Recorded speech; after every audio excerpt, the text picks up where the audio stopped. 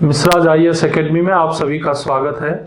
और आज हम लोग चर्चा करने वाले हैं अर्बन लोकल्स गवर्नमेंट के ऊपर, यानी कि नगरीय स्थानीय निकायों के ऊपर चर्चा करने वाले हैं। हम आपको याद दिलाना चाहेंगे कि इससे पिछले कुछ क्लासेस में हम लोगों ने रूरल सेल्फ गवर्नमेंट के ऊपर चर्चा की है और उसके अंतर्गत हम लोगों ने पंचायती राज और मध्य प्रदेश में पंचायती राज के ऊपर विस्तृत व्याख्या हम लोगों ने पढ़ा है। यहाँ पर हम लोग चर्चा करने वाले हैं कि अर्बन लोकल सेल्फ गवर्नमेंट जो है किस तरह से विकसित हुआ। पहले तो ये देखेंगे कितने प्रकार का है, फिर देखेंगे कि इनका विकास कैसे हुआ, भारत में कैसे डेवलप हुए ये। इसके अलावा हम ये भी देखने वाले हैं कि कौन कौन सी कमिटीज या कमीशन बनाए गए इनके रिफॉर्म के लिए। और उसके बाद देखेंगे कि जो 74वां संविधान संशोधन आया, उस संविधान संशोधन से जो अर्बन लोकल सेल्फ गवर्नमेंट थे उनके लिए क्या क्या प्रावधान किए गए। इसके अगले क्लास में हम आपको स्पेशली एमपी से रिलेटेड जो अर्बन लोकल सेल्फ गवर्नमेंट से रिलेटेड जो प्रोविजंस किए गए हैं उस पर भी चर्चा करेंगे। तो सबसे पहले बात करते हैं कि अर्बन लोकल सेल्फ गवर्नमेंट का कॉन्सेप्ट क्या है। तो देखिए, जो लोकल सेल्फ गवर्नमेंट की अगर बात करेंगे तो हमारे पास दो लोकल सेल्फ गवर्नमेंट है। एक रूरल एरियाज के लिए जिसे हम कहते हैं पंचायती राज सिस्टम, जिसके बारे में हम पढ़ चुके हैं, और दूसरा है अर्बन लोकल सेल्फ गवर्नमेंट जो शहरी क्षेत्रों के लिए है। तो यहां पर हम बात करने वाले हैं शहरी क्षेत्रों के लिए। अच्छा, लोकल सेल्फ गवर्नमेंट की जब बात करेंगे तो ये जो इशू है, ये इशू जो है हमारे स्टेट लिस्ट का सब्जेक्ट है, राज्य सूची का विषय है, ये तो अच्छी तरह आपको मालूम है। और इसके ऊपर जो है बहुत सारे प्रावधान जो है समय समय पर किए गए हैं। जैसे देखिए, एक चीज तो ये है कि अर्बन लोकल सेल्फ गवर्नमेंट कितने प्रकार के हो सकते हैं। तो there are 8 types of urban local self government. एक तो यही चीज आपको पता होना चाहिए कि कितने प्रकार के हो सकते हैं। तो 8 प्रकार के होते हैं। कौन कौन से होते हैं मैं नाम बता देता हूं। नगर पालिका निगम, ये बहुत कॉमन है, जो बड़े शहर होते हैं वहां पर ये होते हैं। नगर पालिका सामान्यतः छोटे क्षेत्रों के लिए होते हैं, छोटे शहरों के लिए होते हैं। इसके अलावा notified area committee, notified area committee यानी अधिसूचित क्षेत्र समिति, एनएसी करके लिखा है हमने यहाँ पर। नगरीय क्षेत्र समिति, अर्बन एरिया कमिटी, ठीक है। एक नगरीय क्षेत्र समिति और एक अर्बन एरिया कमिटी, यूएसी। इसके अलावा जो पोर्ट एरियाज होते हैं ना, जहां बंदरगाह वगैरह होते हैं, उनके लिए भी अलग से एक इस तरह का अर्बन लोकल गवर्नमेंट बनाया जाता है। उसको बोलते हैं पोर्ट ट्रस्ट, उसको बोलते हैं पोर्ट ट्रस्ट। इसके अलावा एक होता है कैंटोनमेंट बोर्ड, जहां पर सैनिक लोग रहते हैं और लंबे समय तक उन्हें रहने की जरूरत होती है, स्थायी निवास होता है, तो उसको भी सुरक्षा करने की जरूरत भी रहती है और एक अलग से स्पेशल व्यवस्था करनी पड़ती है। तो इसीलिए एक अलग बोर्ड होता है उसके लिए, उसको बोलते हैं कैंटोनमेंट बोर्ड। इसके अलावा टाउनशिप, टाउनशिप जहां कोई बड़ी इंडस्ट्री होती है तो उस इंडस्ट्री के आसपास जो होता है, जो एरिया डेवलप होता है, उसके लिए भी अलग इंतजाम करना पड़ता है, वो होता है टाउनशिप कहलाता है। और कभी कभी कुछ विशेष उद्देश्यों को ध्यान में रख करके अर्बन लोकल सेल्फ गवर्नमेंट बनाना पड़ता है, उसको बोलते हैं स्पेशल पर्पस एजेंसी। तो इस तरह से कितने हो गए? 8 अर्बन लोकल सेल्फ गवर्नमेंट हमारे पास भारत में मौजूद है। और अगर केंद्रीय स्तर पर देखेंगे, एट सेंट्रल लेवल, केंद्रीय स्तर पर, क्योंकि इसमें जो कुछ अर्बन लोकल गवर्नमेंट है उसमें से कुछ संस्थाएं ऐसी हैं उनको राज्य कंडक्ट नहीं करती, वो केंद्र के द्वारा ही या केंद्र सरकार के मंत्रालय के द्वारा ही उनकी देखरेख की जाती है। तो यहां पर हमने ये बताने का प्रयास किया है कि जो सेंट्रल लेवल पर अर्बन लोकल गवर्नमेंट जो है, ये कई मंत्रालयों के द्वारा इन पर नियंत्रण या निगरानी रखा जाता है। तो कौन कौन सी मिनिस्ट्री है वो? तो ये 3 मिनिस्ट्री। पहली है ministry of housing and urban affairs, ministry of housing and urban affairs यानी मकान, घर वगैरह से रिलेटेड और अर्बन डेवलपमेंट से रिलेटेड जो है ये मिनिस्ट्री जो है, ये कुछ ऐसे अर्बन लोकल सेल्फ गवर्नमेंट है उनको गाइड करती है, उनको जो है कंट्रोल रखती है। मिनिस्ट्री ऑफ डिफेंस, जैसे ये कैंटोनमेंट बोर्ड वगैरह होता है, उनको ध्यान में रखती है। और मिनिस्ट्री ऑफ होम अफेयर्स, खासकर जो यूनियन टेरिटरीज हैं भारत में जो केंद्र शासित प्रदेश हैं उनमें जो अर्बन लोकल सेल्फ गवर्नमेंट है उनको कंट्रोल करने का काम मिनिस्ट्री ऑफ होम अफेयर्स के द्वारा किया जाता है। ये तो आपको अच्छी तरह पता है कि ये जो हमारा अर्बन लोकल सेल्फ गवर्नमेंट था ये 74वें संविधान संशोधन से पहले इसको संवैधानिक रूप से इसको अधिकार नहीं मिले हुए थे। तो 74वां संविधान संशोधन जो है 74th कॉन्स्टिट्यूशनल अमेंडमेंट वो बहुत महत्वपूर्ण है, उसके आगे हम चर्चा करेंगे इसी क्लास में। तो यहां पर हमने ये बताया कि it was constitutionalized through the 74th Constitutional Amendment 1992 1992 में जो 74वां संविधान संशोधन हुआ था उसके माध्यम से जो हमारे अर्बन लोकल सेल्फ गवर्नमेंट है उनको जो है संवैधानिक अधिकार दिए गए। तो ये बातें आपको समझ में आ गई कि कितने प्रकार के अर्बन लोकल गवर्नमेंट होते हैं, उनको नियंत्रण जो है केंद्र सरकार के कौन कौन से मंत्रालयों द्वारा होते हैं। अब हम बात करते हैं कि ये जो डेवलपमेंट हुआ है अर्बन लोकल सेल्फ गवर्नमेंट का, ये ब्रिटिश शासन काल में ही शुरू हो गया था। तो सबसे पहला जो फर्स्ट म्युनिसिपल कॉर्पोरेशन जो है ये मद्रास में बना था। कब बना था? तो 1688 में बना था। 1688 was the year when the first municipal corporation was developed in Madras। Madras में विकसित हुआ, तो ये ईयर ध्यान रखना है। और उसके बाद फिर थोड़े वर्षों के बाद एक और भी दो बल्कि म्युनिसिपल कॉर्पोरेशन डेवलप हुआ, एक बॉम्बे में और एक कलकत्ता में। बॉम्बे और कलकत्ता में 1726 में 1726 ईस्वी में ये म्युनिसिपल कॉर्पोरेशन जो है डेवलप किए गए।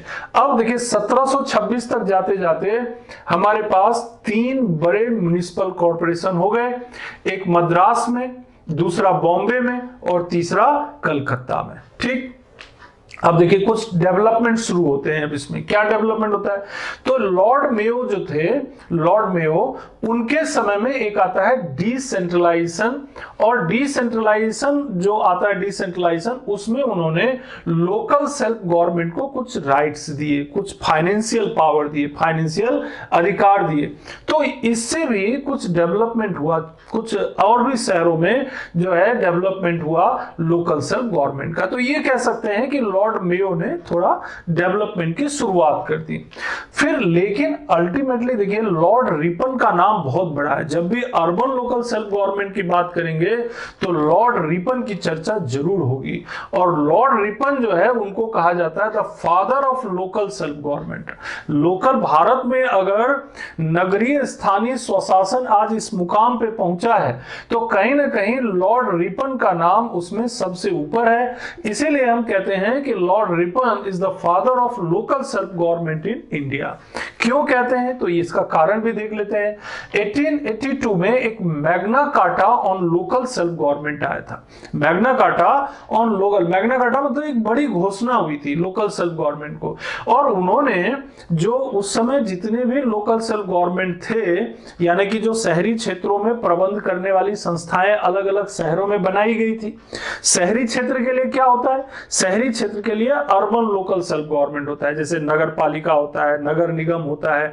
आजकल जैसे कि ये 74वां संविधान संशोधन से नगर पंचायत होता है ना। और मैंने ऊपर 8 आपको नाम बताए। तो शहरी क्षेत्रों के प्रबंध के लिए ये व्यवस्था की जाती। तो लॉर्ड रिपन ने उस समय में 1882 में एक जो मैग्ना कार्टा, एक जो घोषणा पत्र जारी किया, उसमें देखिए कई अधिकार दिए इनको, इन संस्थाओं को कई अधिकार दिए। स्वास्थ्य से संबंधित, शिक्षा से संबंधित, सड़क रोड बनाने से संबंधित, शहर के भीतर सड़क वगैरह गली वगैरह बनाना है, कम्युनिकेशन से रिलेटेड, ट्रांसपोर्टेशन से रिलेटेड, ऐसे कुछ अधिकार दिए उनको कि जो अर्बन लोकल गवर्नमेंट थे उनको राइट्स दिए गए। कहा गया कि भाई आप भी ये निर्णय ले सकते हैं कि ट्रांसपोर्टेशन कैसे होगा, कम्युनिकेशन कैसे होगा, हेल्थ सर्विसेज को कैसे बेहतर कर सकते हैं। और इस तरह से अर्बन लोकल गवर्नमेंट का कॉन्फिडेंस लेवल बढ़ गया।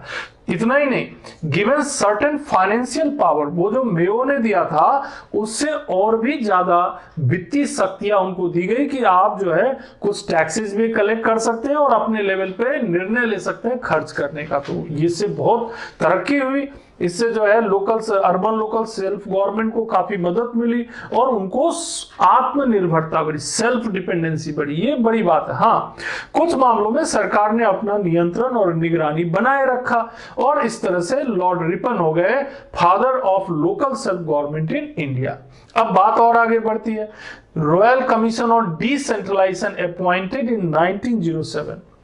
ये जो ऑर्गेनाइजेशन है ये रॉयल कमीशन बोलते हैं, इसके चेयरमैन बनाए गए थे हॉब हाउस। हॉब हाउस की अध्यक्षता में एक रॉयल कमीशन गठित हुआ था 1907 में और इसने अपनी रिपोर्ट दी 1909 में। अब इन्होंने क्या किया, इन्होंने डिसेंट्रलाइजेशन के ऊपर अपना रिपोर्ट दिया, मतलब अर्बन लोकल सेल्फ गवर्नमेंट को और थोड़ा पावर दे दिया। आपको पता है डिसेंट्रलाइजेशन के बारे में हमने बताया भी है। डिसेंट्रलाइजेशन मतलब होता है कि पावर जो होता है वो केवल एक ही बिंदु यानी सिर्फ ऊपर केंद्रित नहीं रहता है, धीरे धीरे वो निचले स्तर की संस्थाओं को भी पावर दिया जाता है। तो क्या पावर दिया गया भाई, पावर यही दिया गया कि भाई आप कुछ टैक्स कलेक्ट कर सकते हैं, आप अपने लेवल पे कुछ सड़क बनाने या जो नालियों की सफाई करने या कुछ काम करने का आप निर्णय ले सकते हैं अपने, यही हुआ स्वायत्तता। तो इस तरह से ऑटोनॉमी क्या हो रही है, बढ़ रही है। अर्बन लोकल सेल्फ गवर्नमेंट की ऑटोनॉमी बढ़ रही है और उनकी आत्मनिर्भरता बढ़ रही है। और देखिए और आगे बढ़ते हैं। 1919 जो एक्ट था गवर्नमेंट ऑफ इंडिया एक्ट, वो बहुत महत्वपूर्ण एक्ट माना जाता है। गवर्नमेंट ऑफ इंडिया एक्ट 1919, इसमें क्या होता है, डायरकी, द्वैत शासन प्रणाली प्रांतों में लागू किया जाता है, प्रोविंसेस में, है ना। Dyarchy was introduced in provinces. अब प्रोविंसेस में जब डायरकी लागू हुई तो जो सब्जेक्ट्स थे, जो काम होते थे, उनको दो भागों में बांटा गया। कुछ सब्जेक्ट्स होते थे जो रिजर्व सब्जेक्ट होते थे और कुछ होते थे जिनको क्या कहते थे हम लोग, transferred subject, reserve subject and transferred subject. ये 1919 का जो ये गवर्नमेंट ऑफ इंडिया एक्ट है, 1935 का एक्ट है, ऐसे बहुत सारे एक्ट हमारे इसी चैनल पे आपको मिल जाएंगे। तो अगर आपको विस्तृत रूप से पढ़ने की इच्छा हो तो आप इस चैनल पे, हमारे इस चैनल पे जा करके इसे सर्च करके आप देख सकते हैं, काफी डिटेल में हमने वहां पर समझाया है। फिलहाल इसके अंतर्गत देखिए कि गवर्नमेंट ऑफ इंडिया एक्ट 1919 में क्या होता है कि जो ट्रांसफर्ड सब्जेक्ट रहते हैं वो ट्रांसफर्ड सब्जेक्ट क्या होते हैं, थोड़े कम महत्वपूर्ण रखे जाते हैं और वो जो इलेक्टेड मिनिस्टर्स होते हैं ना, उस समय जो प्रोविंशियल इलेक्शन में जो इलेक्टेड मिनिस्टर्स होते हैं उनको दे दिए जाते हैं। और जो रिजर्व सब्जेक्ट होते थे वो प्रोविंसेस के गवर्नर के पास होते थे, वो महत्वपूर्ण होते थे। तो यहां पर ये होता है कि जो लोकल सेल्फ गवर्नमेंट वाला जो काम है, नगरीय स्थानीय स्वशासन वाला काम है, ये दे दिया जाता है ट्रांसफर्ड सब्जेक्ट के अंतर्गत और इसका चार्ज दे दिया जाता है एक इंडियन मिनिस्टर को। जो उस समय इलेक्टेड जो लोग होते थे उन्हीं में से जो है कुछ मिनिस्टर्स बनाए जाते थे, उनको चार्ज दे दिया कि भाई लोकल सेल्फ गवर्नमेंट का जो मैटर है आप ही देखो। तो इस तरह से भी लोकल सेल्फ गवर्नमेंट में एक डेवलपमेंट हुआ है ना ब्रिटिश शासन काल में।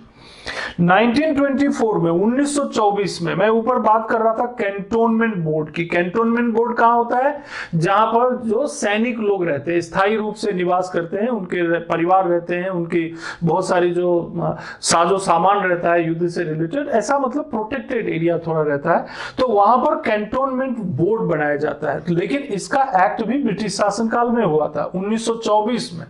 1924 cantonment act was passed by central legislature, है ना। सेंट्रल लेजिस्लेचर के द्वारा कैंटोनमेंट यानी कि जो केंद्रीय विधायिका थी उन्होंने कैंटोनमेंट एक्ट बनाया था, जिससे कैंटोनमेंट बोर्ड को पावर्स दिए गए कि क्या क्या वो कर सकते हैं। फिर 1935 का एक्ट देखते हैं, गवर्नमेंट ऑफ इंडिया एक्ट 1935। इसमें तो बहुत सारे प्रावधान है। हमारे कॉन्स्टिट्यूशन का भी लगभग 75% हिस्सा जो है वो 1935 के भारत शासन अधिनियम से ही आया है। 1935 के भारत शासन अधिनियम की एक खासियत क्या है, इसमें 3 लिस्ट बनाए गए थे, है ना। ये तो पता है आपको, जो इसमें संघीय सूची था, राज्य सूची था और कंकरेंट लिस्ट था। तो यहां पर क्या किया इन्होंने कि ये जो अर्बन लोकल सेल्फ गवर्नमेंट का इशू था ना, इसको इन्होंने प्रोविंशियल लिस्ट में डाल दिया। प्रोविंशियल मतलब प्रोविंस ही, प्रांत ही उसको नियंत्रण और निगरानी रखेंगे। तो इस तरह से ये हो गया प्रोविंशियल सब्जेक्ट। आज भी जो हमारा जो लोकल सेल्फ गवर्नमेंट हो या फिर रूरल सेल्फ गवर्नमेंट हो यानी पंचायती राज हो, कुल मिला के जो हमारा लोकल सेल्फ गवर्नमेंट का मसला है वो अभी भी प्रोविंशियल यानी कि प्रांतीय विषय के अंतर्गत ही, स्टेट लिस्ट के अंतर्गत ही आता है। तो ये 1935 में इसकी शुरुआत हो गई थी। अब ये तो हो गया डेवलपमेंट, लेकिन अब जब स्वतंत्र हो गए उसके बाद भी तो हम लोगों ने कुछ किया होगा। तो स्वतंत्रता के बाद लगातार प्रयास किए गए कि ये जो हमारा अर्बन लोकल सेल्फ गवर्नमेंट है, नगरीय स्थानीय स्वशासन है, इसको बेहतर से बेहतर बनाया जाए। कैसे? तो कुछ कमिटीज भी बनाई गई। तो यहाँ पर मैंने परीक्षा के दृष्टिकोण से कुछ कमिटीज का जिक्र किया है। कमिटीज तो बहुत सारी हैं, कुछ महत्वपूर्ण जैसे देखिए, एक है पीके वाटल कमिटी। इन्होंने लोकल फाइनेंस के ऊपर जो है इन्होंने अपनी रिपोर्ट दी थी। लोकल फाइनेंस मतलब स्थानीय स्तर पर जो संस्थाएं हैं, जो अर्बन लोकल बॉडीज हैं, वो उनको फाइनेंस यानी वित्तीय कैसे मजबूत किया जाए, इसके ऊपर 1949 to 51 उन्होंने अपनी रिपोर्ट दी थी। मतलब इस बीच में पीके वाटल कमिटी ने काम किया और इन्होंने अपनी ये रिपोर्ट दी। तो एक हो गया वाटल कमिटी। फिर दूसरा देखिए 1953-54 में क्या होता है, जॉन मथाई, ये तो बहुत प्रचलित नाम है, जॉन मथाई, काफी लोग जानते होंगे। इन्होंने टैक्सेशन इंक्वायरी कमीशन बना था। इनके चेयरमैनशिप में, अध्यक्षता में टैक्सेशन इंक्वायरी कमीशन। इन्होंने भी लोकल सेल्फ गवर्नमेंट को टैक्सेशन के पावर्स कैसे बढ़ाए जाए इसके बारे में सलाह दिया। फिर एक कमिटी है नूरउद्दीन अहमद कमिटी 1963 to 1965। इन्होंने ये बताया कि जो अर्बन लोकल सेल्फ गवर्नमेंट है उसके कर्मचारियों को, उसके जो एम्प्लॉय हैं, उनको प्रॉपर ट्रेनिंग दिया जाना चाहिए, प्रॉपर उनको प्रशिक्षण दिया जाना चाहिए। तो प्रशिक्षण के लिए, ट्रेनिंग के लिए जो कमिटी बनाई गई थी सलाह देने के लिए, उसका नाम है नूरुद्दीन अहमद कमिटी, और 1963 से 65 में ये रिकमेंडेशन आया था। फिर आता है financial resources of urban local bodies, इसका नाम है रफीक जकारिया कमिटी। क्या बोलते हैं? रफीक जकारिया कमिटी। ये 1963 में आया था, रफीक जकारिया कमिटी। ये किस लिए? तो फाइनेंशियल रिसोर्स, भाई अर्बन लोकल बॉडीज को काम तो बहुत सारा था, बहुत सारे काम उन्हें करने होते थे। जब हम 74वां संविधान संशोधन पर आपसे चर्चा करेंगे तो उनके फंक्शंस भी आपको बताएंगे, है ना। तो वहां पर आप देखिए बहुत सारे 18 काम उनको सौंपे गए हैं ना, और उससे पहले भी वो बहुत सारे काम इसी तरह के करते थे, लेकिन उनके पास फाइनेंशियल रिसोर्सेज नहीं होते थे। तो रफीक जकारिया कमिटी ने ये रिकमेंड किया कि अर्बन लोकल बॉडीज का जो है फाइनेंशियल जो रिसोर्सेज है उनको बढ़ाया जाए। तो इस तरह से ये कमिटीज वगैरह आते रहे। फिर देखिए नेशनल कमीशन ऑन अर्बनाइजेशन, है ना, इसका नाम है सीएम कोरिया कमिटी। 1985 से 1988 के बीच में ये कमिटी आई थी। नेशनल कमीशन ऑन अर्बनाइजेशन, है ना, नगरीकरण पर एक कमिटी बनाई थी सीएम कोरिया साहब की। इसमें 1982 में केएन सहाय कमिटी आई थी, केएन सहाय कमिटी। ये 1985 से 88 में है, थोड़ा सीक्वेंस में थोड़ा अंतर आया है। 1982 में केएन सहाय कमिटी है। इन्होंने बोला कि भाई ये जो अर्बन लोकल सेल्फ गवर्नमेंट है, इसको जब तक आप पावर्स नहीं देंगे, इसके लिए कानून नहीं बनाएंगे प्रॉपरली, इसको जब आप कॉन्स्टिट्यूशनल राइट्स नहीं देंगे, तब तक अर्बन लोकल गवर्नमेंट बेहतर काम नहीं कर पाएगा। तो ये बात जो है केएन सहाय साहब ने 1982 में ही बता दिया था, लेकिन इसकी शुरुआत की 1989 में राजीव गांधी जी ने। जब राजीव गांधी प्रधानमंत्री थे तो जैसे पंचायती राज के लिए उन्होंने 64वां संविधान संशोधन विधेयक उन्होंने लाया था, ऐसे ही नगरीय स्थानीय निकाय के लिए, अर्बन लोकल सेल्फ गवर्नमेंट के लिए, ये देखिए 1989 में उन्होंने 65वां संविधान संशोधन विधेयक लाया। लेकिन दुर्भाग्यवश ये लोकसभा में तो पारित हो गया, लेकिन राज्यसभा में पारित नहीं हो पाया, कुल मिला के पारित नहीं हो पाया। कौन सा संविधान संशोधन? 65वां, है ना। लेकिन संशोधन अल्टीमेटली लागू या पारित नहीं हो पाया। 1989 में राजीव गांधी के टाइम में ये प्रयास किया गया, ये पहला प्रयास था कॉन्स्टिट्यूशनलाइजेशन का, ये पहला प्रयास था। 1990 में फिर प्रयास किया वीपी सिंह साहब ने, वो भी सफल नहीं हो पाए। अल्टीमेटली सफलता मिली नरसिम्हा राव जी को। जब प्रधानमंत्री नरसिम्हा राव जी थे तो उनके समय में 74वां संविधान संशोधन विधेयक लाया गया, 74th कॉन्स्टिट्यूशनल अमेंडमेंट लाया गया। और इस संविधान संशोधन एक्ट, जिसका नाम है 74th कॉन्स्टिट्यूशनल अमेंडमेंट एक्ट 1992, ये जो है ये पारित हुआ, passed in Lok Sabha and Rajya Sabha in दिसंबर 1992। दिसंबर में ये लोकसभा और राज्यसभा में पारित हो गया। इसके बाद इसे कई राज्यों को भेजा गया, क्योंकि ये जो विधेयक था ये बहुत महत्वपूर्ण था, क्योंकि राज्यों की सहमति भी जरूरी थी। तो आधे से अधिक राज्यों की सहमति भी इन पर ली गई, तो थोड़ा वक्त लगा। तो राज्यों की सहमति के बाद अल्टीमेटली अप्रैल 1993, इन अप्रैल 1993 ये जो है ये राष्ट्रपति की इस पर प्रेसिडेंट ने अपनी सहमति दी, और उसके बाद इसे इन फोर्स लाया गया 1 जून 1993 को। तो ये जो है हमारा जो अर्बन लोकल सेल्फ गवर्नमेंट है वो इस तरीके से 74वें संविधान संशोधन के रूप में भारतीय संविधान का एक हिस्सा बन गया। अर्बन लोकल सेल्फ गवर्नमेंट भारतीय संविधान का एक हिस्सा बन गया। कैसे बना? तो देखिए, added in constitution part 9A, part 9A यहां पर जोड़ा गया, 9A को जोड़ा गया। क्या नाम से जोड़ा गया? द म्यूनिसिपैलिटीज, द म्यूनिसिपैलिटीज के नाम से ये भाग 9A जोड़ा गया। आर्टिकल्स भी जोड़ने पड़ेंगे, तो आर्टिकल 243P टू 243ZG, कितने आर्टिकल? तो 18 आर्टिकल, देयर वर 18 आर्टिकल्स जोड़े गए, इसमें 18 अनुच्छेद जोड़े गए। इसके ऊपर चर्चा करेंगे अभी। 243P टू 243ZG जोड़े गए। कौन सा शेड्यूल जोड़ा गया? तो अलग से एक 12वीं शेड्यूल जोड़ा गया, 12th शेड्यूल जोड़ा गया। ठीक है, एडेड 12th शेड्यूल, 12वां अनुसूची जोड़ा गया। और 12वीं अनुसूची में कितने काम रखे गए वो भी बहुत महत्वपूर्ण है। तो कुल 18 आइटम्स, कुल 18 काम जो है इस 12वीं अनुसूची में रखे गए। अब हम लोग ये भी देख लेते हैं कि ये जो 74वां संविधान संशोधन हुआ और इससे भारत के संविधान में अर्बन लोकल सेल्फ गवर्नमेंट को जो कॉन्स्टिट्यूशनल राइट मिले, तो उस राइट में क्या क्या राइट उनको दिए गए, क्या क्या प्रावधान किए गए।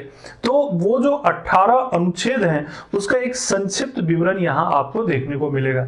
जैसे देखिए 243P, तो इसमें तो डिफाइन कर दिया गया भाई, जो इस एक्ट के अंतर्गत जितने भी शब्द आएंगे कि भाई म्युनिसिपल कॉर्पोरेशन का मतलब क्या है, तो म्युनिसिपैलिटी का मतलब क्या है, तो नगर पंचायत का मतलब क्या है, वो सब डिफाइन कर दिया गया किसमें? 243P में। ठीक, 243Q में क्या है कि कॉन्स्टिट्यूशन ऑफ म्युनिसिपैलिटीज, यानी जो म्युनिसिपैलिटीज हम बनाएंगे तो उनका क्या रहेगा, है ना, उनका क्या रहेगा, किस तरीके से वो किस स्तर पे रहेंगे, यानी कौन कौन से म्युनिसिपैलिटीज होंगे। तो देखिए इसमें म्युनिसिपैलिटीज का क्या क्या है? एक होता है नगर पंचायत, सबसे निचले स्तर पे होता है नगर पंचायत। दूसरा होता है म्युनिसिपल काउंसिल, जिसको आप नगर पालिका भी कह सकते हैं। और तीसरा होता है म्युनिसिपल कॉर्पोरेशन, नगर निगम कहते हैं जिसको, है ना। तो ये 3 वर्ड ध्यान रखिए। मतलब 74वें संविधान संशोधन के माध्यम से 243Q में ये व्यवस्था की गई, जो हमारा अर्बन लोकल सेल्फ गवर्नमेंट रहेगा उसमें 3 स्तर के रहेंगे। भाई ज्यादा जनसंख्या वाला शहर है तो म्युनिसिपल कॉर्पोरेशन, थोड़ा उससे कम जनसंख्या वाला शहर है तो म्युनिसिपल काउंसिल, और अगर बहुत कम जनसंख्या वाला शहर है लेकिन शहर जैसा है, मतलब जो ट्रांजिशन में है, मतलब रूरल एरिया से अर्बन एरिया में ट्रांसफॉर्म हो रहा है, तो उसके लिए नगर पंचायत, ये शब्द का इस्तेमाल किया गया। नगर पंचायत, नगर पालिका और नगर निगम की व्यवस्था, ये जो प्रावधान है ये आर्टिकल 243Q में हो गया। अब क्या करते हैं?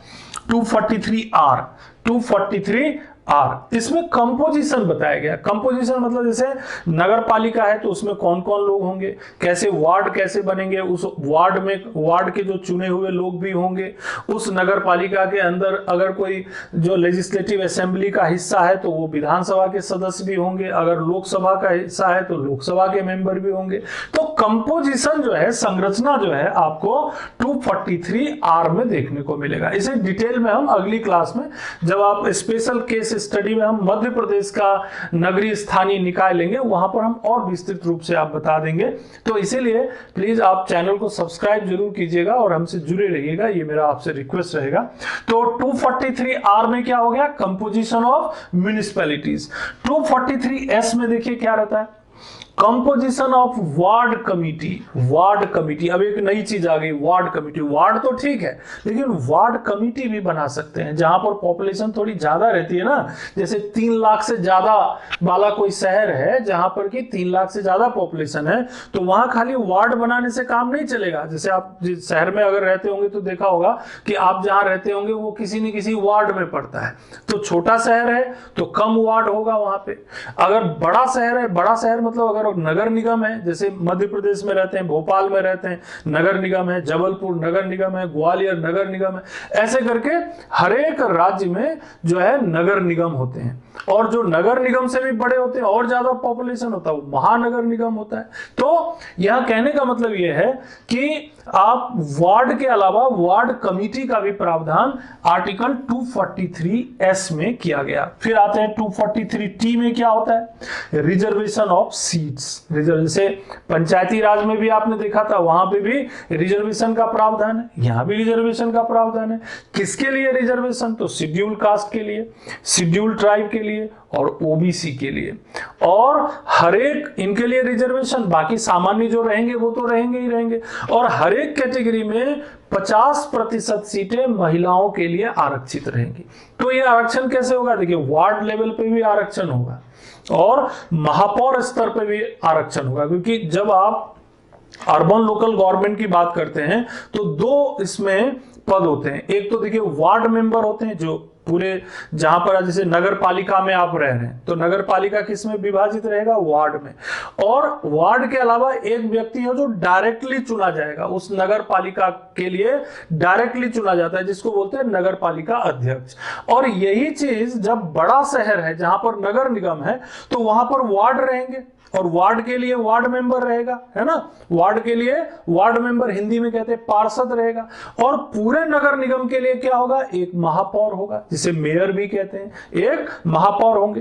तो इस तरह से जब आप वोट डालने जाते हो ना, जब आप नगर पालिका के लिए वोट डालने जाओगे या नगर निगम के लिए जाओगे या नगर पंचायत के लिए, तो 2 वोट आपको डालने पड़ेंगे। एक वोट आपको डालना पड़ेगा अपने वार्ड के मेंबर के लिए चुनने के लिए, और दूसरा वोट आपको डालना पड़ेगा जो पूरे नगर निगम या नगर पालिका या नगर पंचायत का जो प्रमुख होगा उसके लिए, जिसे महापौर या नगर पालिका अध्यक्ष या नगर पंचायत अध्यक्ष कहते हैं, तो उसके लिए डालना पड़ेगा। तो इस तरह से इसकी जो है वोटिंग होती है, उसे भी डिटेल में हम बताएंगे।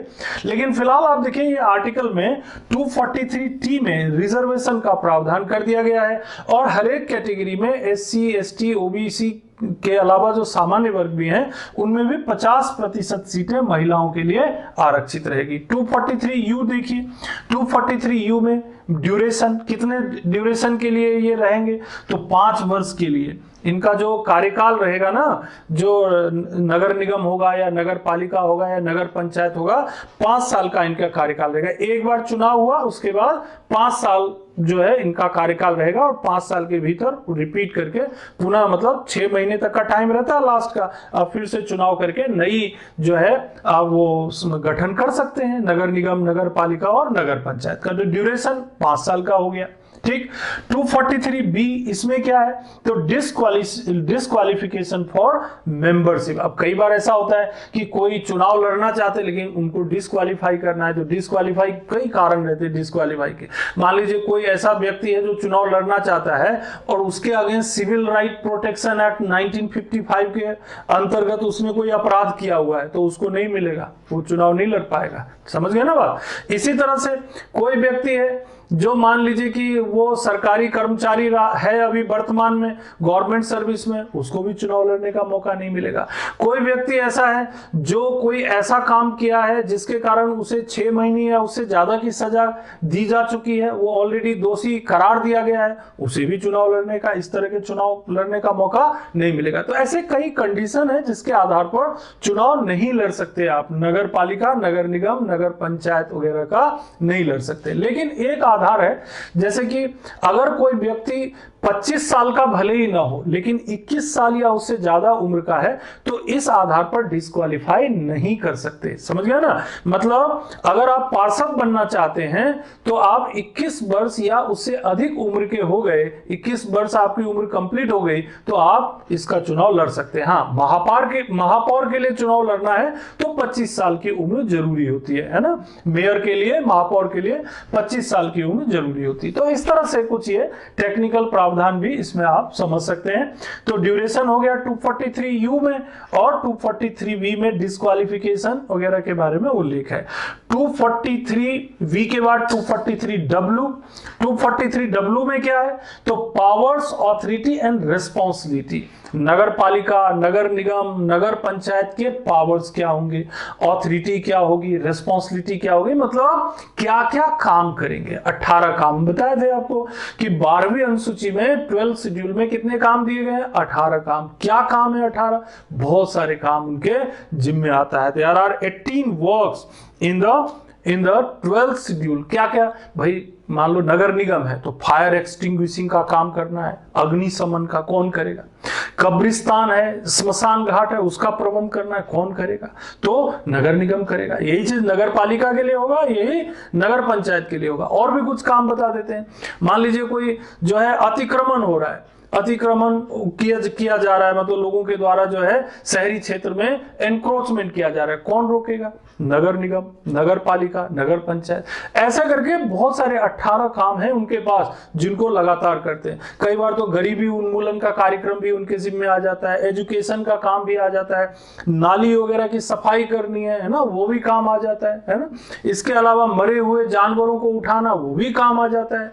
कांजी हाउस की व्यवस्था, ये जो जानवर वगैरह घूमते रहते हैं शहर में, उनको भाई प्रॉपर उनको मैनेज कर सके, वो भी काम आ जाता है। बहुत सारे काम है, 18 काम जो है इसमें 243W में दिए गए हैं। तो जब आपको मैं एमपी का अलग से केस स्टडी बताऊंगा तो वहां पे इन सारे काम भी हम आपको समझा देंगे अच्छी तरह से। फिर आप चलिए आगे 243W, 243, इसके बाद 243X में देखिए पावर टू इम्पोज टैक्सेस, है ना? Power to impose tax. अब इतने सारे काम करना है तो भैया टैक्स लगाने का भी तो अधिकार होना चाहिए ना, कुछ ना कुछ। तो कौन कौन से टैक्स लगा सकते हैं? ये राज्य जो है अपने राज्य विधानमंडल में पारित करके बोल देते हैं कि आप ये टैक्स वसूल सकते हैं, इतना वसूल सकते हैं, इतने से कम मत करिएगा और इतने से ज्यादा मत करिएगा। ये राज्य के विधानमंडल में, स्टेट लेजिस्लेचर में जो है ये तय करके, और जो हमारी नगर निगम है, नगर पालिका है, नगर पंचायत है, उनको ये पावर दे दिया जाता है। फिर आता है 243Y। इसमें क्या रहता है? Finance commission.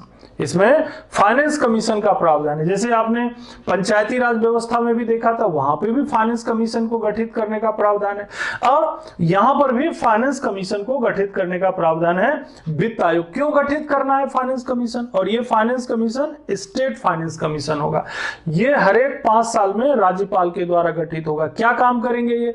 तो ये यही काम करेंगे कि जो अर्बन लोकल सेल्फ गवर्नमेंट है राज्य के भीतर, जो नगर पालिका है, नगर निगम है, नगर पंचायत है, उनको फाइनेंशियल किन किन चीजों की जरूरत है, कितनी वित्तीय उनको सहायता दी जाए, कितना अनुदान दिया जाए राज्य सरकार के द्वारा, टैक्सेस का बंटवारा कैसे किया जाए, उनकी वित्तीय स्थिति, फाइनेंशियल कंडीशन क्या है, ये सब चीजों की स्टडी करके जो है फाइनेंस कमीशन जो है वो रिकमेंड करते हैं। ठीक है, तो ये हो गया आपका। फिर 243Z में क्या है? तो audit and accounts of municipality, audit of accounts. अब भाई नगर निगम है, नगर पालिका है और नगर पंचायत है, इनके खर्चे भी बहुत होते हैं, कई ये टैक्स भी कलेक्ट करते हैं, सरकार के द्वारा इनको सहायता अनुदान भी मिलती है।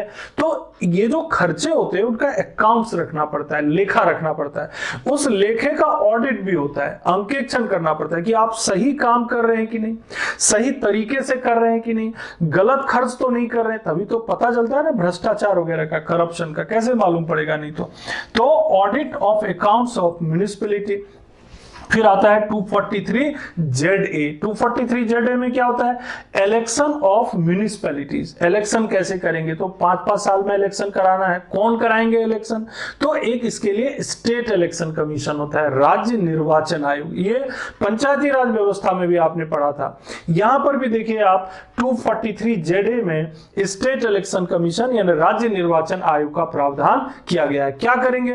तो जो हमारा जो नगर निगम है, नगर पालिका है, नगर पंचायत है, उनमें जो इलेक्शन होगा उन इलेक्शन को नियंत्रण करना, निगरानी करना, उसको इलेक्शन को पूरा करवाना, वोटर लिस्ट तैयार करवाना, है ना, जो नाम है उसको डिलीट करना या ऐड करना, ये सब सारा काम इलेक्शन कमीशन राज्य निर्वाचन आयोग के माध्यम से किया जाता है। कौन से आर्टिकल में है इलेक्शन कमीशन? 243ZA में।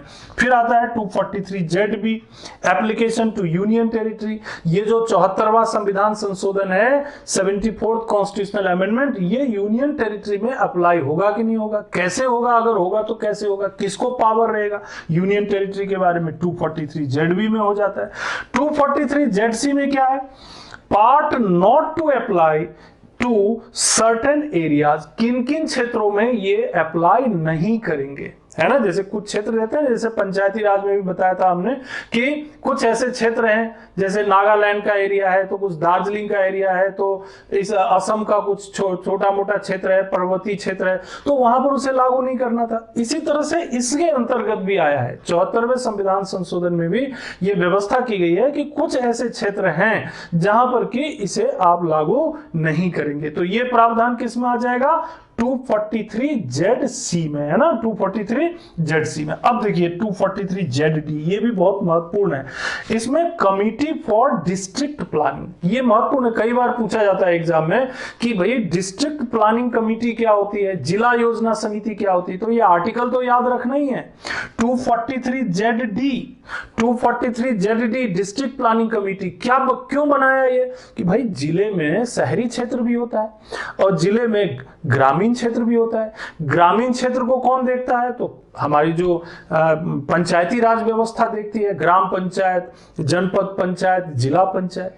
और जो शहरी क्षेत्र होता है उसको कौन देखता है? तो छोटा शहर है तो नगर पंचायत होगा, अगर उससे बड़ा है तो नगर पालिका होगा, और बड़ा है तो नगर निगम होगा। अब देखिए एक ही जिले में दोनों तरह की संस्था है, तो इन दोनों तरह की संस्थाओं के बीच कोऑर्डिनेशन बनाना, समन्वय बनाना उनके बीच। तो उसमें क्या होगा कि अगर मान लीजिए कोई जिला है उसमें नगर पालिका है, तो नगर पालिका के भी कुछ सदस्य रहेंगे, और दूसरी तरफ जो जिला पंचायत होंगे उसके भी कुछ सदस्य रहेंगे, इसके अलावा कुछ अधिकारी भी होंगे, और इस तरह से क्या होगा, पूरे जिले की एक संतुलित योजना बना सकते, विकास की योजना बना सकते। समस्याएं, ग्रामीण क्षेत्र की समस्या क्या है, नगरीय क्षेत्र की समस्या क्या है, उस जिला योजना समिति में डिस्कस किया जा सकता है। तो इसीलिए यह कमिटी फॉर डिस्ट्रिक्ट प्लानिंग की व्यवस्था आर्टिकल 243ZD में की गई है।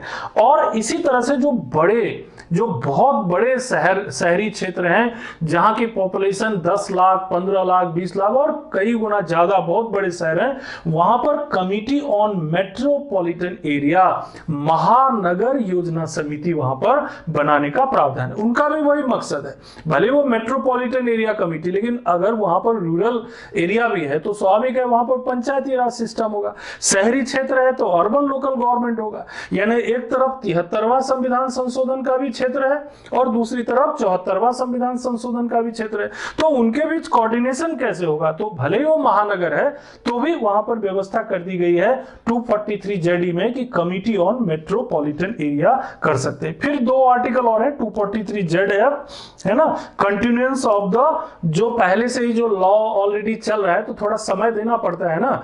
जैसे कोई कानून ऑलरेडी नगर निगम, नगर पालिका वगैरह का चल रहा है तो उन्होंने बोला कि भाई थोड़ा वक्त है, राज्य अपने अपने लेवल पे अपनी विधानमंडल में कानून बना करके, बेहतर कानून बना करके लागू करें, तब तक जो कानून पुराना चला रहा है वो जारी रहेगा।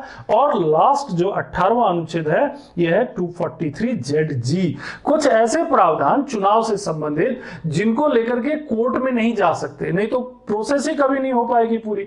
तो इसीलिए कुछ ऐसे रेस्ट्रिक्शंस कर दिए गए हैं कि कौन कौन से ऐसे इश्यूज होंगे जिनको कोर्ट में चैलेंज नहीं कर सकते, जैसे एरियाज डिलिमिटेशन वगैरह होता है, ये क्षेत्र जो है नगर पालिका इस एरिया में रहेगा, ये क्षेत्र इस एरिया में रहेगा, ये सब नगर पालिका नगर निगम का जो एरिया रहता है या नगर पंचायत का एरिया रहता है, ये सब तय करने से रिलेटेड कुछ काम रहते हैं जो कि तय किया जाता है जो हमारा जो राज्य निर्वाचन आयोग है उनके द्वारा। और ऐसे इश्यूज को जो है ये प्रावधान किया गया है कि कोर्ट में चुनौती न दी जाए। तो इस तरह से आपने यहाँ पर 74वें संविधान संशोधन को भी जो है यहाँ पर देखा और सारे 18 आर्टिकल्स भी आपने देख लिए, जो कमिटीज जो मेन कमिटीज थे उनके बारे में भी समझ लिया, और साथ ही साथ जो डेवलपमेंट हुए हमारे देश में जो नगरीय स्थानीय निकाय के उनके बारे में भी देख लिया, और कौन कौन से अर्बन लोकल गवर्नमेंट हो सकते हैं वो भी आपने यहां पर ऑलरेडी पढ़ लिया। तो यहां पर क्या हुआ, यहां पर अर्बन लोकल सेल्फ गवर्नमेंट की एक बेहतर समझ आपके अंदर आ गई होगी। एक बार फिर से मैं अगले 2 मिनट में रिपीट कर देता हूं। पहले मैंने बताया कि 8 types of urban local government होते हैं, तो ये नाम ध्यान रखिएगा। कौन कौन से केंद्र सरकार के कौन कौन सी मिनिस्ट्री इनको देखती है, नियंत्रण करती है, तो उनमें से कुछ को जो है हाउसिंग एंड अर्बन अफेयर्स, कुछ को जो है ये कैंटोनमेंट बोर्ड, और कुछ जो होता है वो जो है यूनियन टेरिटरीज वाला मिनिस्ट्री ऑफ होम अफेयर्स। फिर आपको बताया, देखिए पहला जो था वो तो म्युनिसिपल कॉर्पोरेशन मद्रास में बना, फिर 1726 में बॉम्बे और कलकत्ता में, फिर इस तरह से डेवलपमेंट होते चले गए। खासकर इसमें 1919 वाला है ना, जबकि अर्बन लोकल गवर्नमेंट को ट्रांसपोर्ट सब्जेक्ट बनाया गया, वो चीज ध्यान रखना है। और 1935 में ये चीज ध्यान रखना है, 1935 गवर्नमेंट ऑफ इंडिया एक्ट में, कि ये जो है प्रोविंशियल सब्जेक्ट बन गया, इसे ध्यान रखिएगा। और अभी वर्तमान में भी ये जो है राज्य सूची के विषय के अंतर्गत ही आता है। फिर आपको बहुत सी कमिटीज के बारे में बताया, जिसमें ये कमिटीज काफी महत्वपूर्ण है। रफीक जकारिया कमिटी जो है, जो financial resources of urban local bodies के बारे में बताया था 1963 में। इसके अलावा पहली बार जो है कॉन्स्टिट्यूशनलाइजेशन के लिए प्रयास किया था 65वां संविधान संशोधन के अंतर्गत राजीव गांधी जी ने, परंतु ये सफल नहीं हो पाया था। और उसके बाद मैंने आपको 74वें संविधान संशोधन के बारे में विस्तृत रूप से बताया। तो 74वें संविधान संशोधन के बारे में आप ये ध्यान रखिएगा कि ये वो संविधान संशोधन है जिसके माध्यम से अर्बन लोकल सेल्फ गवर्नमेंट के लिए भारतीय संविधान में पार्ट 9A है ना, और 18 अनुच्छेद 243P से लेकर 243ZD तक 12वीं शेड्यूल 12 शेड्यूल, जिसमें 18 फंक्शंस जो है उनके लिए रखा गया है। और साथ ही साथ जो आर्टिकल्स यहां पर थे 243P से लेकर 243ZG तक, उसको भी आपने यहां पर संक्षेप में देख लिया। अगले क्लास में हम आपसे बात करेंगे एक केस स्टडी के रूप में, जो कि मध्य प्रदेश नगरीय स्थानीय स्वशासन पर होगा। तो प्लीज अगर आपको हमारी ये चर्चा अच्छी लगी हो तो हमारे चैनल को सब्सक्राइब कीजिएगा, शेयर कमेंट लाइक कीजिएगा, और बेल आइकॉन भी आप जरूर दबा दीजिएगा, जिससे हमारी जब भी नया वीडियो अपलोड होगा तो वो आप तक पहले पहुंच जाएगा। धन्यवाद।